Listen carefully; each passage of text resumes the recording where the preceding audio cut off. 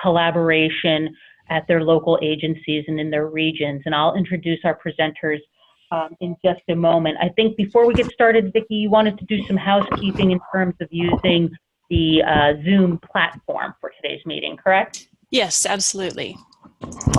So for those of you who may be unfamiliar with using Zoom, if you do have any technical questions, please feel free to contact me. You can enter it in the chat pod. We'll go over that in just one moment. Or you can email at vswindell@air.org or call directly at 916-286-8803. Okay, so at the bottom of your screen, you will find some attendee controls.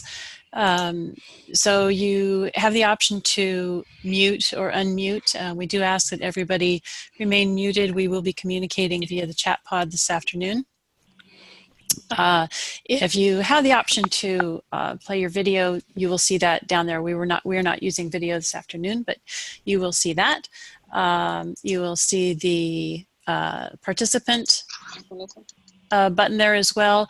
If you are signed in either via, if you've joined with audio with your phone, or if when you signed in your name is not there in full, if you could please hover over the participant and go to your name, and then if you right click, you'll see the option to change your name. So if you could please put your full first and last name in, we would certainly appreciate that.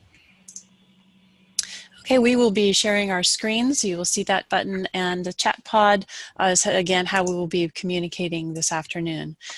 So to go into the one thing I wanted to mention regarding the participant list, you have options there. You also have a more button. So for example, during the webinar, you'd like to raise your hand, get the facilitator's attention, lower your hand, and so forth. You can go ahead and do that, ask them to go slower and faster. They do act as toggles, so once you have been acknowledged, if you can please click it again, that will lower your hand. While we are in the meeting, again, we'll be using the chat. So at the general chat, the bottom of that box, you will see a message that says message, type message here. So to send your message, just type in whatever you'd like to say and go ahead and click enter, and it will send your message. You do have the option of communicating with everybody, which it defaults to, who is participating in the webinar today, or you can click on the drop down where it says everyone, and you can communicate with a particular individual.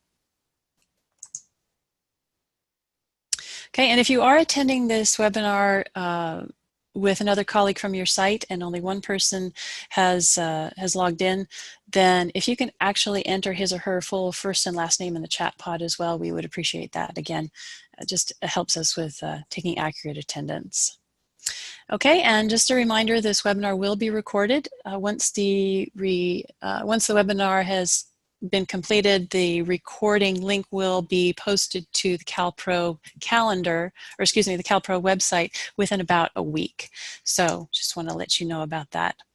Okay, and with that, I will turn it back over to Marianne. Marianne, if you would like to share your screen.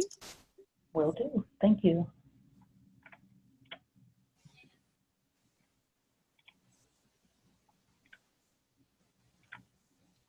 Okay. So I will just for a moment set the stage for our presenters by just discussing a bit about the legislative and state-based requirements around WIOA that really inform the direction that collaboration is intended to take. And well, and greetings, that was me. Sorry, that was a brief snapshot. So WIOA, the Workforce Innovation and Opportunity Act of 2014, it has a few, I'm going to not read from the slide, I'll speak extemporaneously as we go through. It seeks some reforms in its core program areas, and there's 5 titles, and in a moment I'll just review those. But one of the areas of reform is in the planning process, and so each state was required to develop a combined or unified state plan.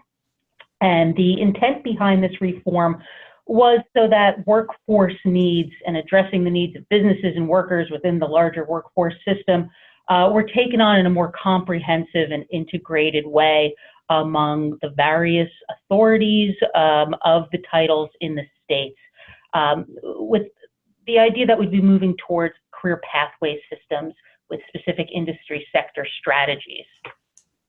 The 5 titles in WIOA are these: Title I, relating to workforce development, Title II, adult education and literacy, and those are the 2 areas we're going to be focused on, and where there's a good amount of momentum in the field and work in California at the state level and local level in terms of better aligning those 2 services. And then the other 3 titles pertain to the Wagner-Pizer Act, voc rehab, and the 5th, the provision of transition between WIA to WIOA. So this is, I included links, and you'll have these links to the California State Plan and the information about California State Plan, both on the EdGov site as well as our state sites.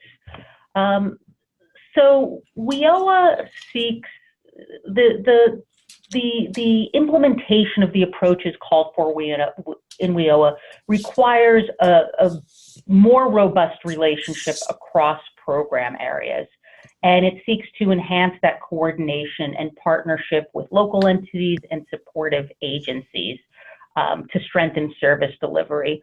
So WIOA requires planning across agencies at the state level, and then also seeks to see that coordination and partnership played out at the local level with local entities. California's unified state plan is called Skills Attainment for Upward Mobility, Aligned Services for Shared Prosperity, and you can find it on the California Workforce Development Board site. And it provides a framework and direction for what takes place among WIOA-funded programs, and it has 3 overarching policy objectives, which are bolded on this page: fostering demand-driven skills attainment and enabling upward mobility for all Californians, and aligning, coordinating, and integrating program services. And that's really the thrust and point of today's webinar, to talk about that oftentimes difficult work of aligning, coordinating, and integrating programs and services at the regional or local level. So we're lucky to have the presenters that we do have today who are going to take us through some of their strategies. The goal of the California Unified WIOA State Plan is to increase middle skill industry post-secondary credentials among the populations that we serve. So for the next decade, 2017 to 2027, the decade we're in, we want to produce 1 million middle skill industry valued and recognized post-secondary credentials.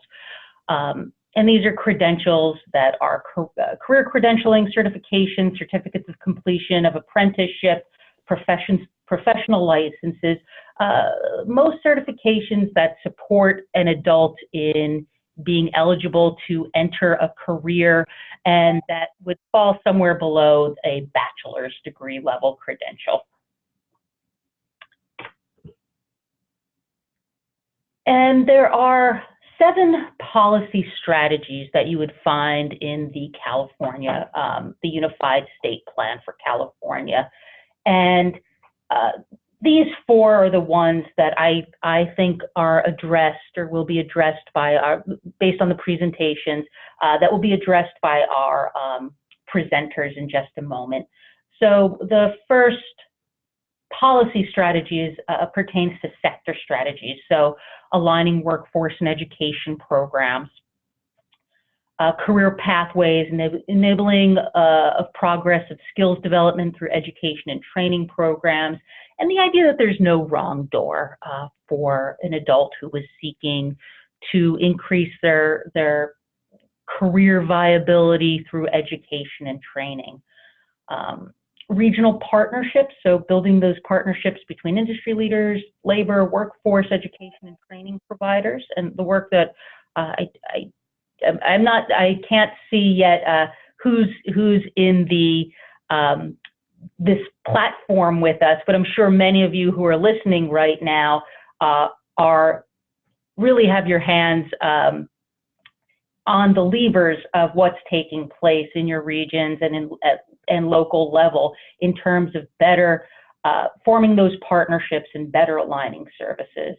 And finally, integrated service delivery is one of the policy strategies. So grading resources and coordinating services at the local level. And this is all about meeting the needs of our students and our clients, customers, if you're in the Title I system, so that their prospects are better and their ability to have a family-sustaining wage in a work that provides them with a measure of dignity and sustainability is something that we're all working towards. So in just a moment, we'll be hearing from our presenters from Elk Grove Adult Education, Karen Malkowitz, who's the principal of Elk Grove Adult School, and Jennifer Barrett, program administrator of Elk Grove, who oversees the AJC through Sacramento Employment Training Agency. And we'll also hear from our colleagues at Madera Adult School and State Center Consortium. David Ragoza is the principal of Madera Adult School. Sherry Watkins is the executive director of State Center Adult Education Consortium. And Michelle Michelle, I'm so sorry, I'm going to botch your name. Santesteban from North Valley Transition Specialist. Michelle, you'll correct me because I'm pretty sure I said that badly, but you'll illuminate us in the correct pronunciation, so I apologize for that. And we'll hear from our colleagues at State Center second. So without further ado, I want to hand things over to Karen and Jennifer, and I'm going to ask everybody who's on the webinar, as they're presenting, please think about the questions you have for them, because I think each of our presenters will have offer a few moments to take your questions and answer them. And then I'll also ask you to think about your own work to improve collaboration and alignment. And I'll be asking you, should time allow at the end, to share your experiences, what's working, what kind of support you need to better work with your Title I colleagues to create these pathways and alignment. So without further ado, Karen and Jennifer.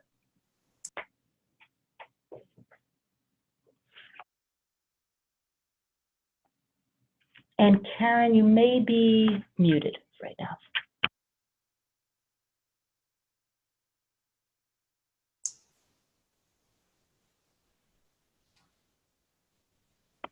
This is Vicki. Karen, doesn't look like you're muted. Are you speaking?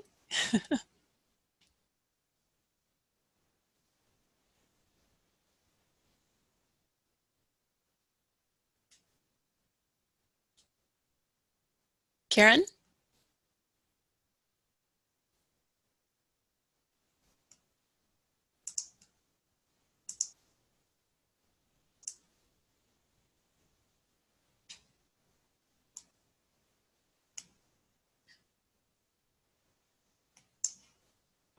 Karen and Jennifer? Can you hear us? There we go. Now we can hear you. All right. Sorry. We're new at this. Yes, we're new Webanese. No worries. Okay, so I'm Karen Malkowitz, principal of Elk Grove Adult and Community Education. And Jennifer Barrett, program administrator with Elk Grove Adult and Community Education, working with the Job Center and our correctional education programs. So go ahead and go to the next slide. Okay, so a little bit about us. We are located in South Sacramento, serving that community and the community of Elk Grove in California. We're part of the Elk Grove Unified School District, and we have education programs at actually 12 different sites, not 11, because we are also serving county probation as well with HiSET and GED.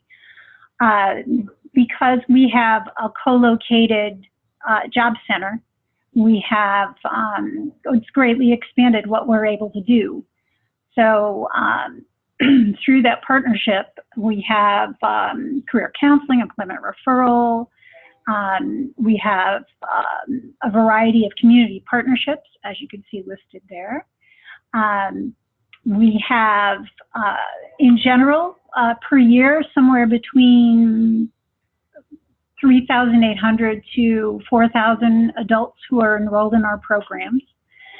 And in the 2017-18 year, we had just under 2,000 adults enrolled in our job center for our job center services. So it has been a wonderful partnership. Go ahead. Yeah. So we began with our partnership with the local Workforce Investment Board, which is a Sacramento Employment Training Agency, also known as SETA. In 1997, through a grant writing process, we were able to establish a formal partnership with them, and so that we could bring to our campus job center services or career center services to provide workforce development programs and services to adults ages 18 and older. We currently provide at our job center basic services, individualized services, out-of-school youth services, and English language learner services, and we'll get into that, what each one means in just a bit.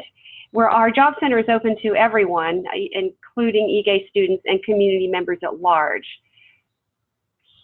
Okay. Okay, so the basic services, and those of you who run a job center are very familiar with this, of course, but we have, each job center has a little bit different focus depending on their size. We're fairly small, but within that, we're still able to provide resources for veterans. We have a bank of computers, copy and fax machines. With basic services, we have someone in a receptionist position who is able to provide basic assistance in helping our clients, our basic clients, upload employment documents. We promote employer hiring fairs and events. We have our job postings are updated at least weekly. We have access to partners within our basic services. We have had expungement clinics, which is for those who are interested in reducing their felony or misdemeanors, getting those sealed. We have co-located reentry services and support for ex-offenders, and that's through our partners with the Sacramento Sheriff's Department.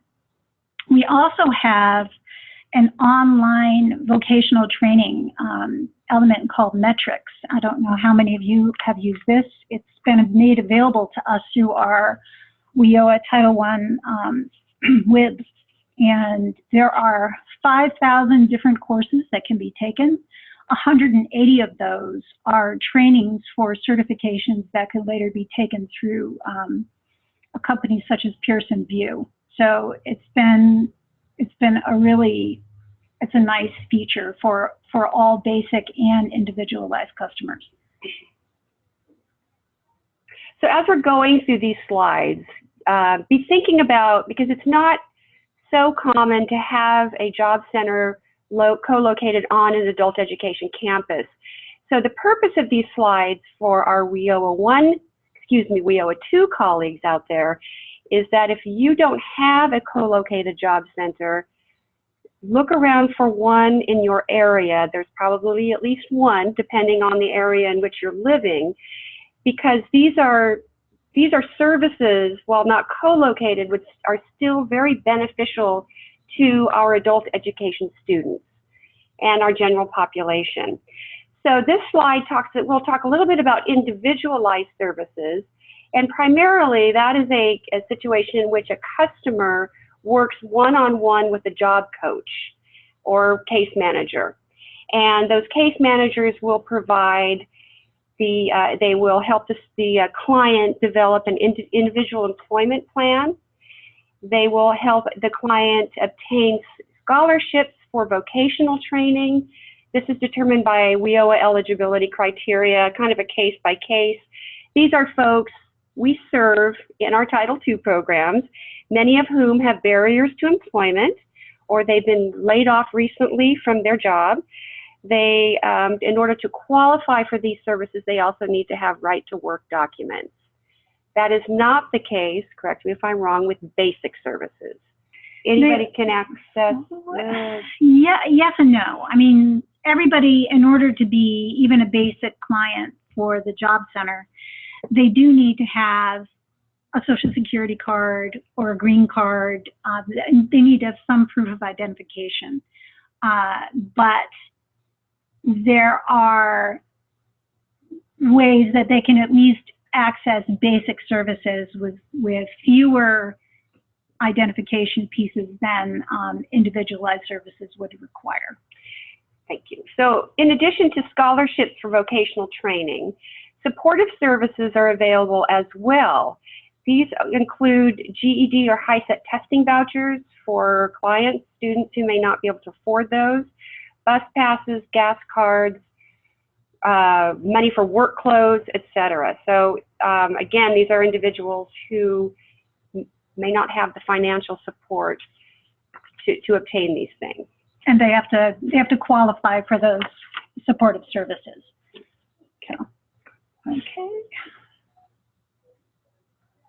Okay. One of the programs we have at our job center, a number of you may be familiar with.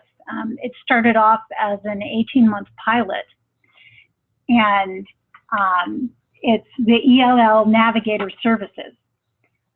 Oops. Oh, get this part there. Okay, we're back. So I'm not sure how many of you are familiar with this. I'm going to go through it just because since we have a large ESL population at our adult school, this has been a wonderful service that we've been able to provide with our partnership with Title I. So it serves refugees who are on special immigrant visas and asylees. And many of these services mirror what our individualized services are for adults. So there's the case management component. There's a lot of counseling that goes with it. And because we're located within a school district, we get families. And our folks are trying to navigate all kinds of systems, including the K-12 world.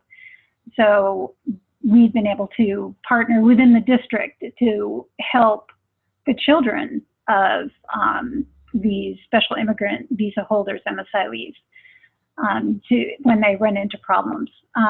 What's been very popular is the credential and transcript translation services. And we found this population they want to go to work, and they would like to see a match with what they've done in the country of their origin, which can be very difficult because many of them don't have the language skills. Because we have ESL classes at multiple times during the day and the week, we move them into those classes while we're working on getting them jobs. Because many are CalWorks participants, we can also move them into job training opportunities that are associated with CalWorks. And then for the variety of needs that they have, we connect them to community-based organizations. Okay, so many job centers also offer out-of-school youth services. This targets youth ages 18 through 24. They are no longer attending high school. They have, again, barriers to employment. They may need to finish their high school education. For the majority of them, they do need to finish high school education. They also receive one-on-one case management and ongoing mentoring and support for academic completion and personal goal assessment. So this is where WIOA 1 and 2 can really come together to collaborate to get students through, where teachers and job coaches work together on behalf of a student who is working to complete his or her high school education. So if you don't have a co-located job center, if I'm talking with adult education entities, you can provide some wonderful services to agencies who may have that Title I grant, but are not connected with an adult ed facility, because with a number of the 18 to 24-year-olds who come to us, they don't have high school completion or they're basic skills deficient, and that is the perfect partnership.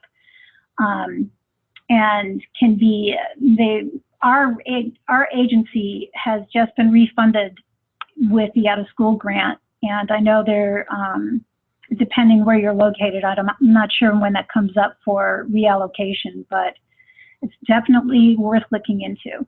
Sorry, Karen, go ahead. So the out-of-school youth clients also receive supportive services, including GED and high-set test fees, vouchers, work clothes, assistance with transportation costs, and incentives for milestones achieved.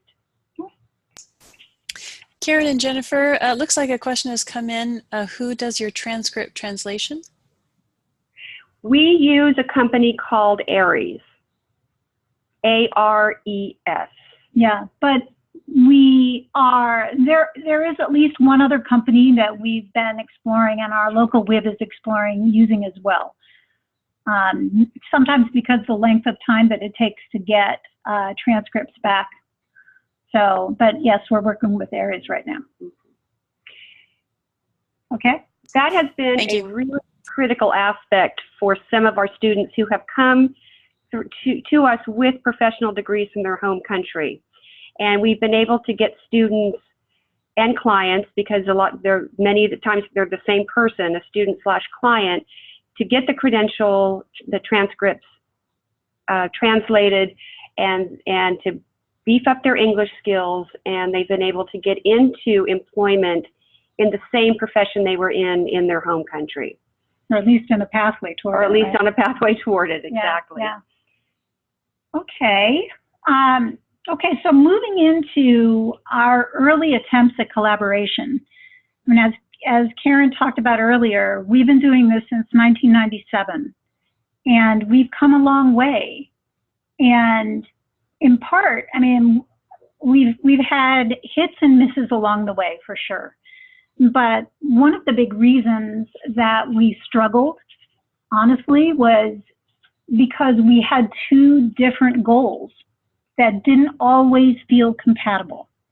The goal of Title II was to assist our students in completion of an academic goal or learning more English. The goal of the Title I programs was to get somebody a job.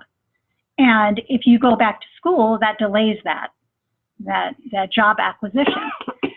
So while we were on the same campus, seeing each other in the hallway, everybody's working hard, there wasn't always that acknowledgement of the other.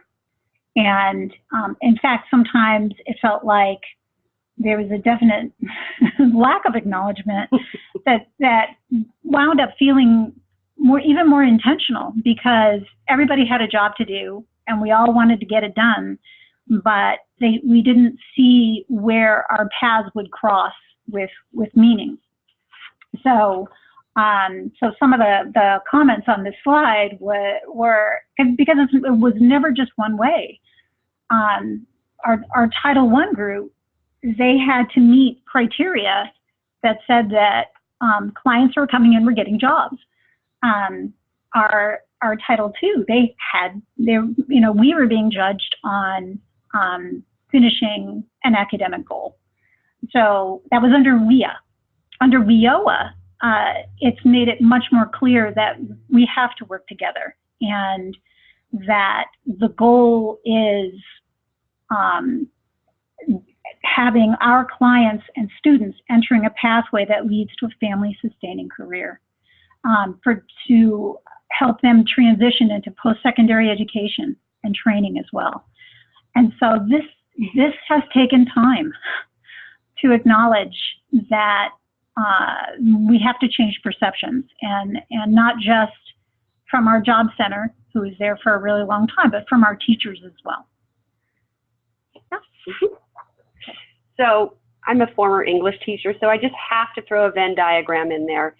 And really, this is just a visual to show you these are unduplicated services, but when we put these services together, when we put Title I and Title II programs together through co-enrollment, it really enhances the opportunity and the success rate of an adult education student or a job center client.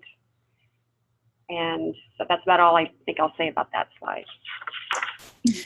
Jennifer and Karen, looks like another question has come through. Just for clarification, if the majority of our students do not have right to work documentation, then are we not eligible to apply for and receive Title I funding and support? Is it worth applying for? Yes, because and what's worked for us is that if we don't have a Social Security number for a basic client, we do have a pseudo number that we can use.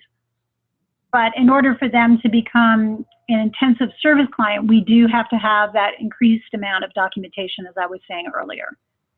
So there is a way that they can come in and at least use the basic services.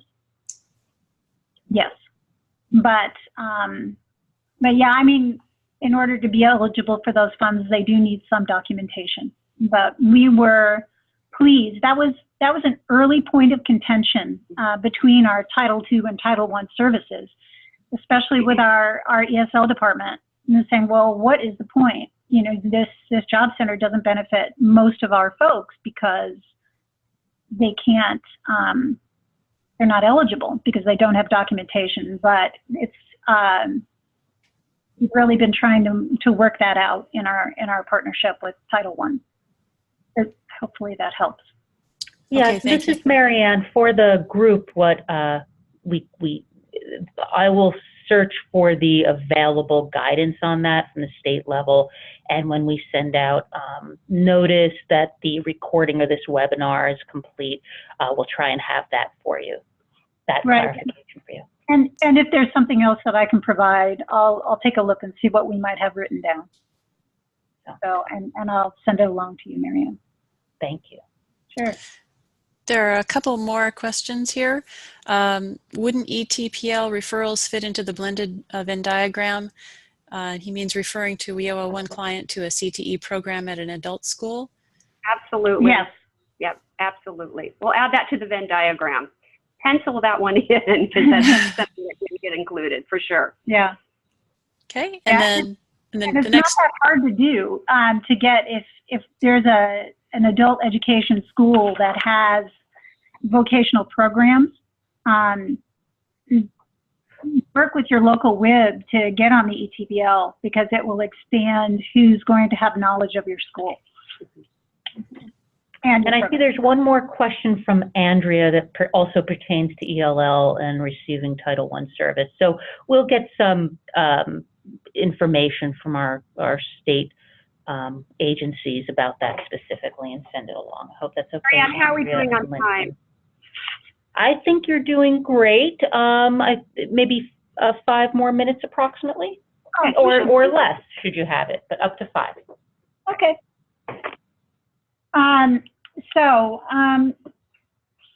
Suggestions to promote collaboration. We have certainly tried all of these things. But what I would say is that bottom line, you have to get to know each other.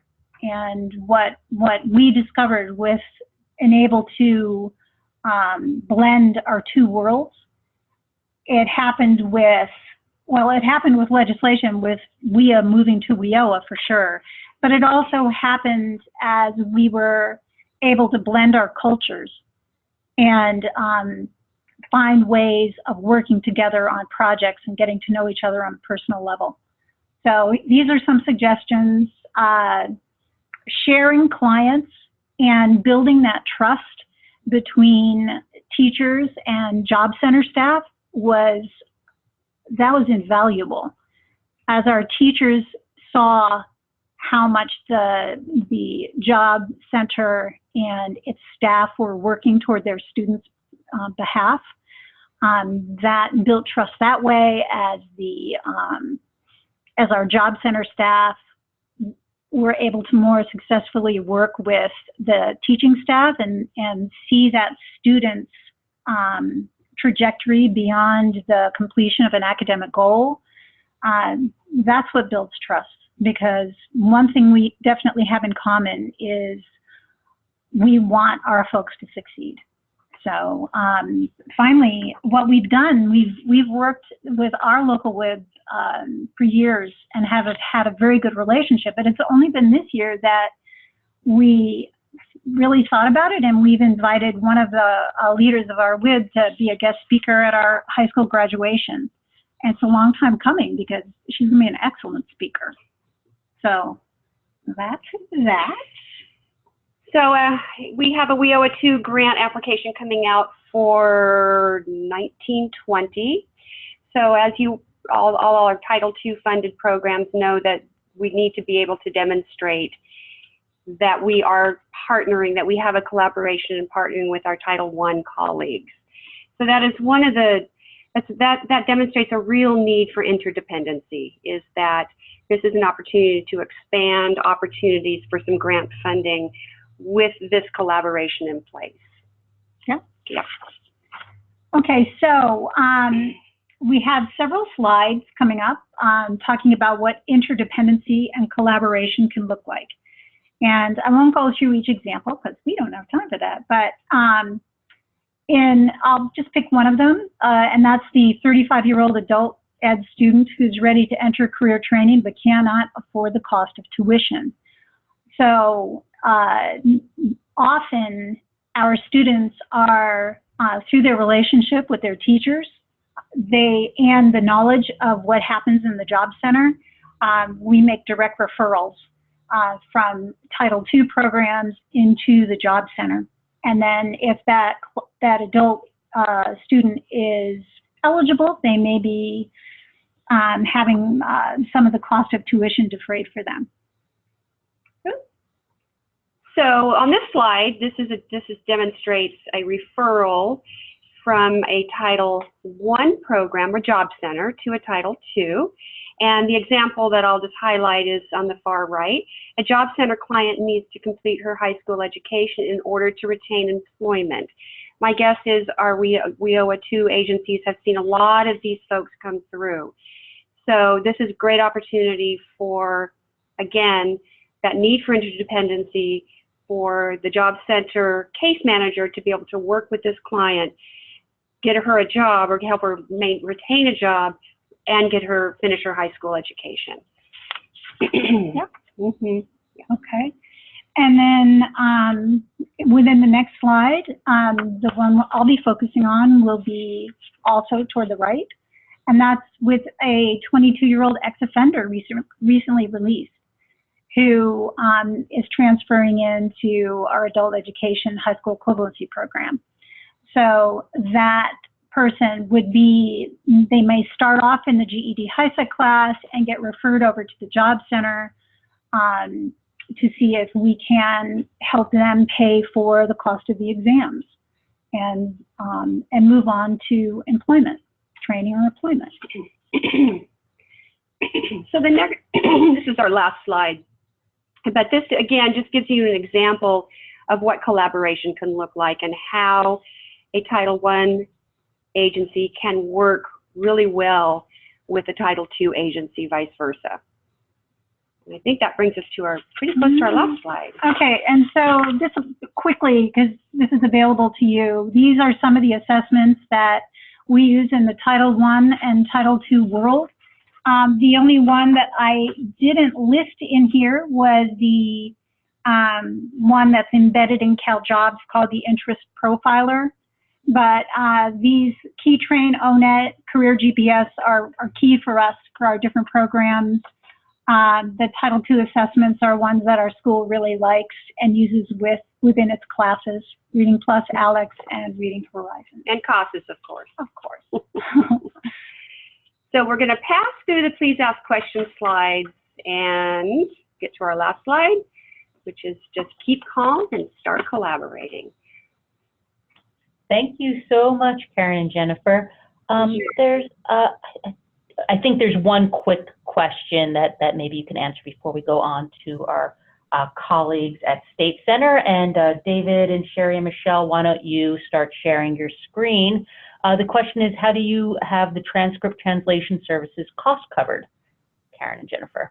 That's through our grants, through the Title I programs, through our local WIB. So with our ELL Navigator grant, that was a piece of what is offered to these clients. So it's part of the grant. Thank you.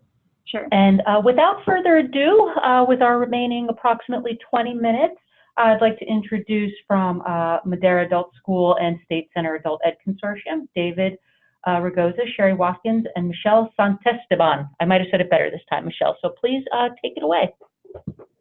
Good afternoon, everyone. This is Sherry Watkins, and thank you for being here. We will try to make this quick because we're limited on time. But I just would like to introduce, as you see on the screen, we have David Ragoza, who's the principal of Madera Adult School, Michelle Santesteban, who is our transition specialist, and then, of course, myself. In our consortium, we have Fresno and Madera workforce, and within our consortium boundaries. And of course, we have a large demographic area, as a lot of people do, and we broke into subregions. And Madera Adult School is in our north subregion, and Michelle is our transition specialist, and that services the north region. So that's the kind of the connection there.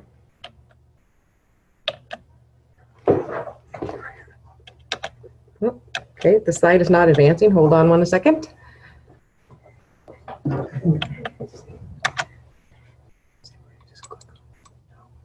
There we go.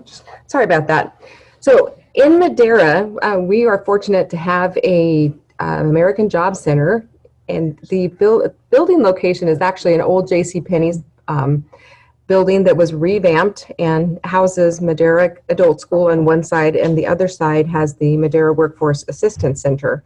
And as you can see on the screen, those are all of the agencies that are involved and housed here at the Workforce Assistance Center, which is really great collaboration. It's an awesome way to hand off a client or a student, and we provide services all the way around, wraparound services for all of them that no one has missed.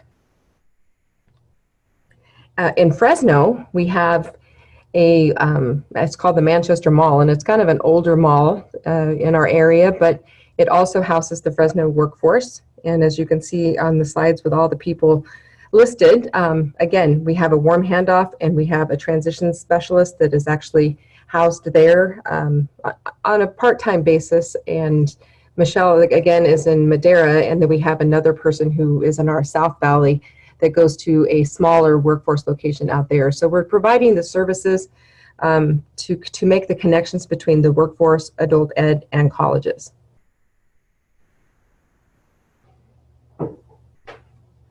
So how do we collaborate? So our staff meets on a regular basis with the workforce, and we discuss our progress and barriers that we have from the referrals to our programs. At the workforce has been really great in both locations. They provide cross-training for our staff, and they do a triage approach. A client comes in, and we try to get at least 3 people to meet with the client at the same time and figure out which directions to send that person. We attend partner meetings on a regular basis. Again, at those meetings, you get to meet everybody who are the players on the table, and you start to build those relationships. And when you need to call upon them, you know who they are, and you put the name with the face, and that just really helps to make that connection. And we coordinate a line assessment process. So the workforce has, in the beginning, they used a different form for CASAS testing. Well, now they've joined and do the same CASAS form that we do, so that we can share those CASAS scores. And We leverage resources, of course, like most of us do. And again, our consortium provides the transition services. And then we also have been working with Community Pro Suites. That's the referral process, two-way referral process between our agencies. And that Madera was actually the first to jump on board to pilot that with us, Madera Adult and Madera Workforce. And we are actually, Fresno Workforce has joined on board and are mandating a lot of their agencies to use it as well. So they see the value in that we can all share and figure out what's going on to help to show our regional success. And we too, State Center, along with Madera Workforce and Fresno Workforce, we collaborated and applied for the English Language Learner Navigator Pilot Grant. And of course, we were awarded that, the same as Elk Grove. Very excited with that. And we continue to strengthen our relationship. We had, again, our transition specialists. They worked with the ELL navigators that were at both sites in Fresno and Madera. And it was a great opportunity because we also continue to meet on a monthly basis to see how we can tighten up our collaboration, how we can better serve our clients and students. And it really helped to make the whole program and the whole process much better and much stronger. And I'm going to turn it over to Michelle. All right, thank you, Sherry. All right, so this is one of our marketing brochures. This is a sample of our marketing postcard that we just came out with, and we have a very large banner that we take to job fairs and career fairs for our outreach. It sparks a lot of conversation. The first year that we were in existence with transition services, we didn't have any marketing brochures, so we saw a huge difference when we've attended outreach events, just having this. State Center Adult Education Consortium, it consists of 14 adult schools, 3 community colleges with 2 community college centers, 2 regional occupational programs, and 1 adults in corrections program. And then our partners are the Madera Workforce and Fresno Regional Workforce. Out of our 14 adult schools, 6 of our schools are Title II, and of course, all of them come with unique challenges and strengths. Since our consortium was so large, we decided as a transition team to break it into subregions. As Sherry said earlier, I'm the North Valley subregion transition specialist, so I have 2 college centers that are branches of Reedley College, along with with 5 of our adult schools right now. We all collaborate together with these colleges. We hold quarterly meetings with the adult school counselors through the colleges, and being here at the Workforce Assistance Center, all co-located with Madera Adult School, it's been great collaboration having the college counselors on site during the week as well to help transition our students or clients too.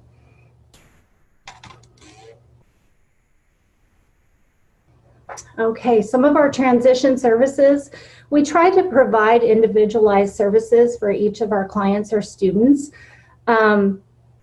You know, we just build rapport with the students, sit down, talk with them, find out what their needs are. We'll do some academic and career advising. I'll assist the students with college admission applications, doing CCC Apply.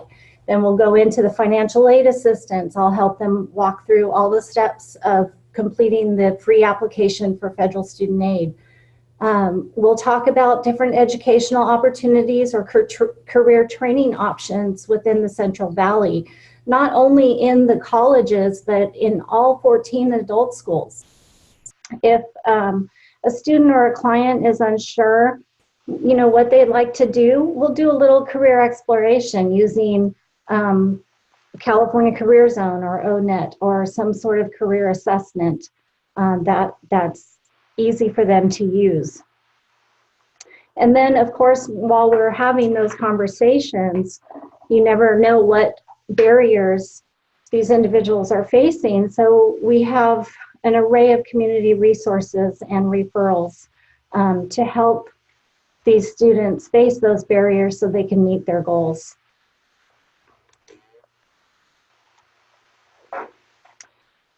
I am in the workforce in Madera once a week, for sure, if not 2 to 3 times a week when I'm here at Madera Adult School, since we're co-located. I assist the workforce by being a liaison for all adult school programs. They have direct access to the adult school sites and programs through our collaboration efforts with my colleagues, the other 3 transition specialists being housed in the workforce along with the schools, the adult schools. I can transition somebody from Madera Adult School who may need a different program that's not offered in Madera County.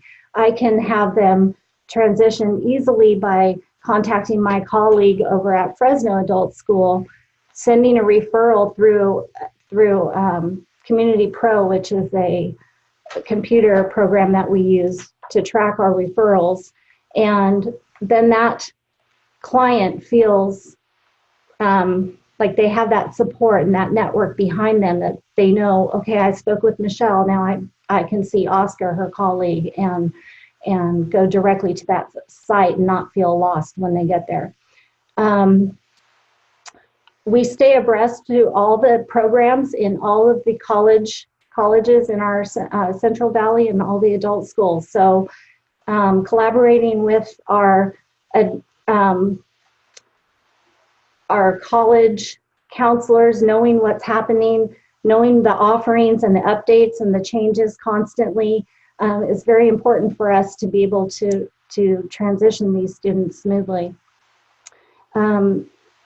Also, if there's any additional resources or support to the workforce, we will help provide that. So the workforce career specialists know that they can come to me, ask me questions in regard to programs or changes. And then we track our students. We make sure that we follow up and that the referrals are going through. We're not just sending them off. We want to make sure that somebody on the other end is picking them up and making sure they're provided with the necessary services.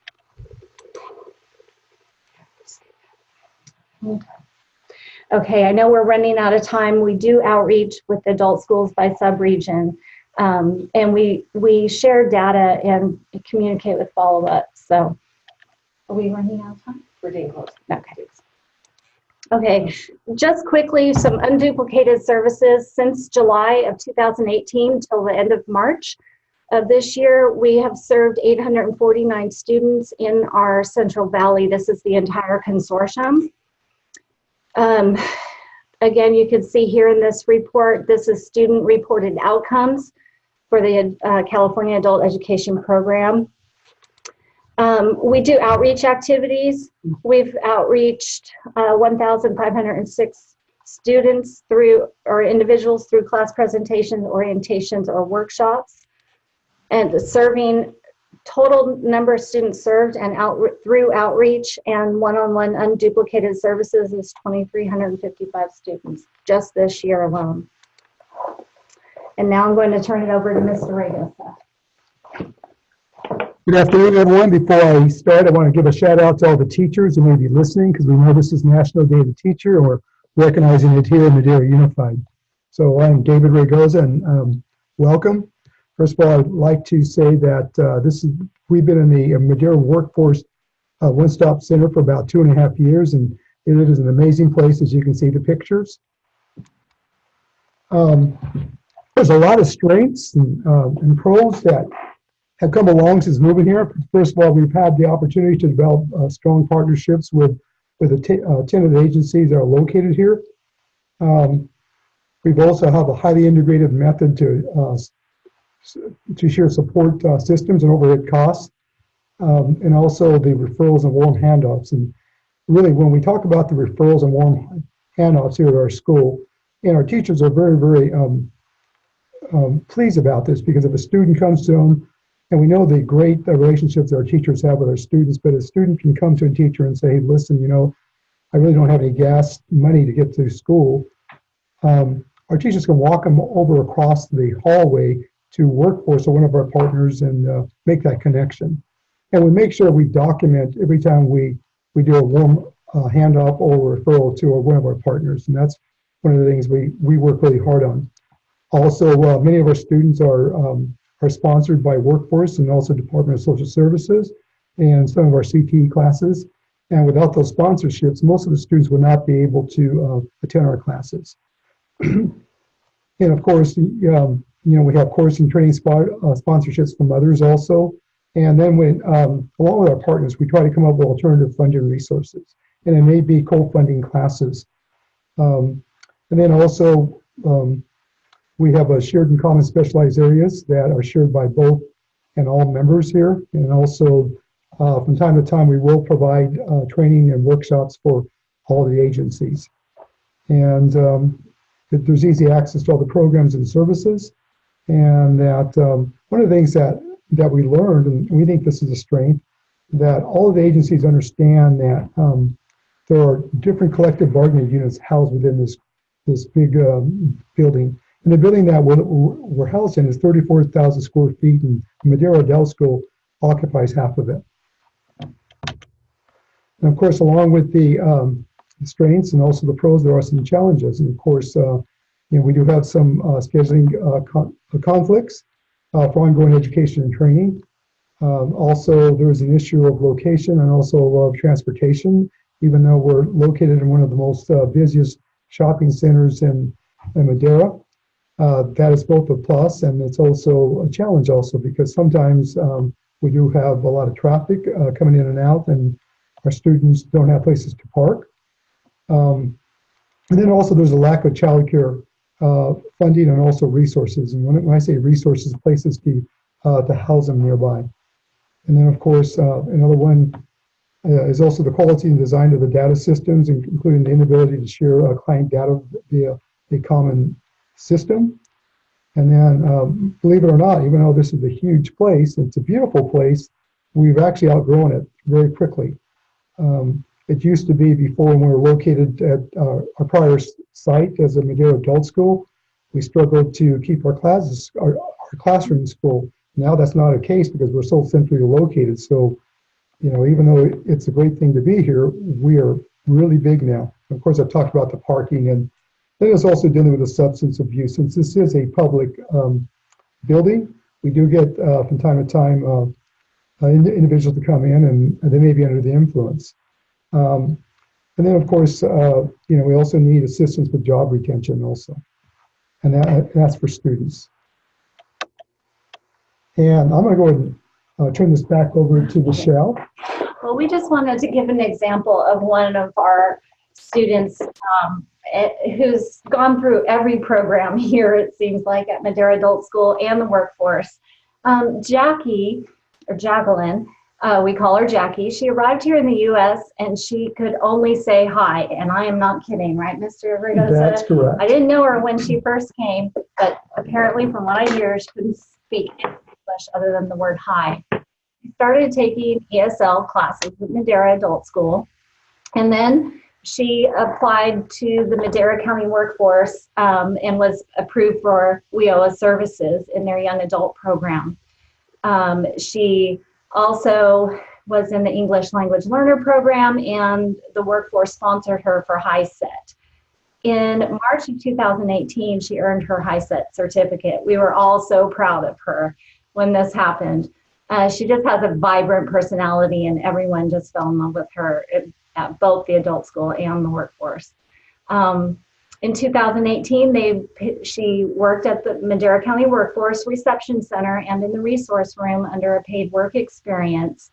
They ended up hiring her part-time through a temp agency to remain in that position until a full-time Workforce Tech 1 position opened up. They hired her as full-time in November of this past year.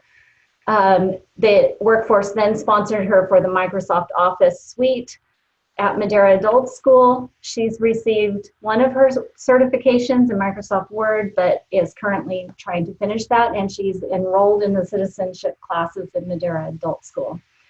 I started working with her in September of 2017, and she told me, I want to be a broadcast journalist. My dream is to go to school. I want to graduate from Fresno State. And so in January of 2018, she came to me. We applied for community college. We applied for FAFSA, and she started classes last August. So Jackie is very busy currently doing her citizenship, college, and working full time. But she's an amazing success story of our Title I and Title II collaboration. And she also tutors here at Madera Adult School in the evenings. Oh, wow, I forgot. Great. So that's pretty much from our end here. Are there any questions?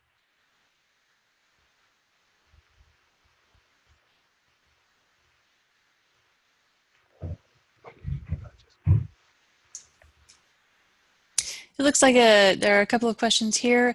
How many hours is your paid work experience, and what does sponsoring a student mean? Any specifics to share? So the paid work experience is through the young adult program at the Workforce Assistance Center. I'm sorry, I don't know the specifics on the hours because I'm the transition specialist, so I do more of the transition counseling. The sponsorship, when we say sponsorship, it means that they fund the program, right? Yes, we have some programs here that are in Madera Adult School that will go through our fee-based programs. And so some of our students, of course, are not able to enter those classes because they don't have the money for the fees. So we send them over to our workforce partners, and they sponsor them. So it could be up to, there are some of the fee-based classes that go up to $1,700 here. Great, thank you very much. Marianne? And Vicki, I think there was one other question. So I know folks are hanging on, and I believe that was also from Linton with respect to utilizing the services of Title I. It's no longer on the screen, but Linton, Title I services are open in communities to serve community members who are in need of those services. And so I know you guys probably can't see that question anymore, but Linton, what I would suggest is that depending on what program you're in, your consortium regional plan, and I even believe your program's WIOA Title II plan should have some detail about the collaboration and relationship to the Title I AJC provider. So I would suggest looking to those first, and I hope that answered your question the way I recall it. So we're out of time, and but a number of questions were asked, and we got tremendous responses from our facilitators. So David, Michelle, Sherry, Karen, and Jennifer, on behalf of the CalPro team, and by extension CD, I want to thank you for taking the time to put together these presentations today and making time available, and also for the work that you're doing, which is really trend-setting in the state. And I'm sure a number of folks are going to want to be in touch with you to replicate that. So I hope that this will be the first webinar that CalPro does on the topic, but certainly not the last. And with that, I want to say thank you, everyone, and we'll be speaking with you soon and providing a link to the webinar. And if I recall, Vicki, there is a link that we would like you to complete. Correct. That I have to scroll over to with your evaluation from this session. So that link should be live. And if you would be so kind as to complete the webinar evaluation, we would thank you. And that's it. Thank you so much, everyone.